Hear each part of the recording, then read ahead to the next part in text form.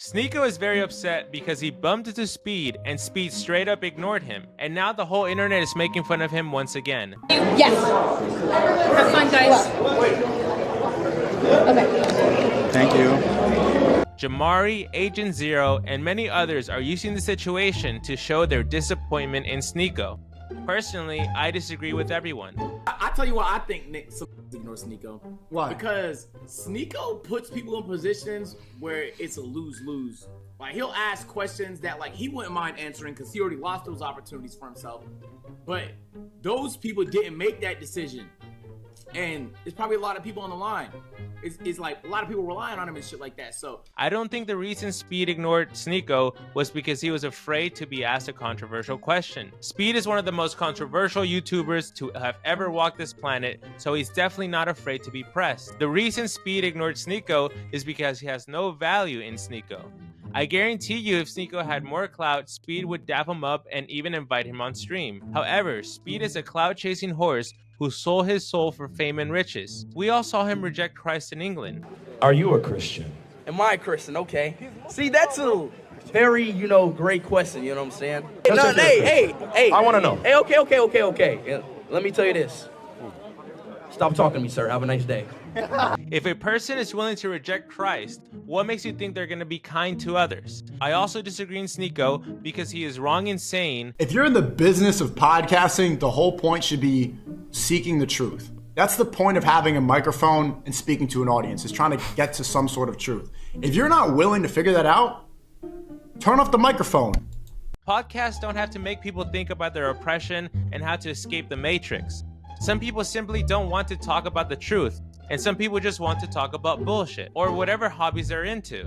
In fact, in order to have a successful podcast, you have to niche down because that is the only way people will find your content. The sad reality of SNEAKO is that he is on the path of seeking the truth, and this path will always be the hardest. As the whole world is clowning him for his mistakes and shaming him for his belief, he is trying his hardest to maintain his sanity.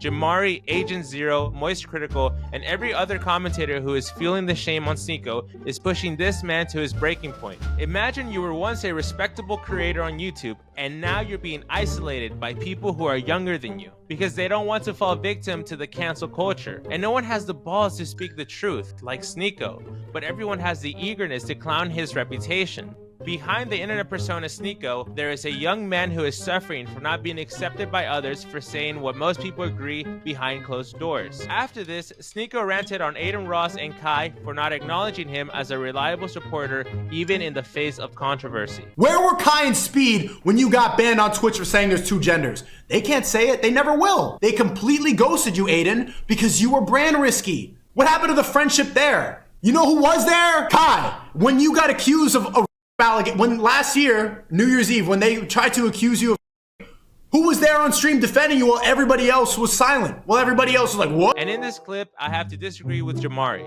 I mean, I get what he's saying, but Jesus Christ, does he just come off as almost like the nice guy to me? You know, it's like when the girl goes back to her douchebag boyfriend and this nice guy is calling her complaining like, why don't you want to be with me? When he did you dirty, when he slept with that other girl, I was the shoulder for you to cry on all those lonely nights. So why are you back with him? Here, Jamari is subconsciously or consciously using a tactic that Hassan and Ethan Klein use so subtly. Whenever someone makes a valuable point, these commentators either say they're bored and move on to the next topic, or start mocking the person's character to distract the audience.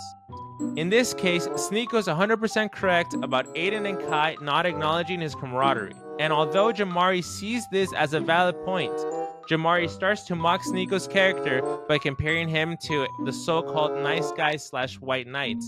However, I do agree with Jamari's next point. Honestly, I think the biggest mistake that SNEAKO made in this situation is expecting loyalty, expecting friendship, or anything of the sort from people whose sole infatuation seems to be becoming increasingly more famous and essentially networking their way up to the top. Although I don't agree 100% with SNEAKO, I have to tell him this. SNEAKO, if you're watching, stay strong, rely on God, learn from your mistakes, and instead of being loyal to successful streamers who don't care about you, you should be loyal to your supporters and search for the most talented to create the next generation of influencers.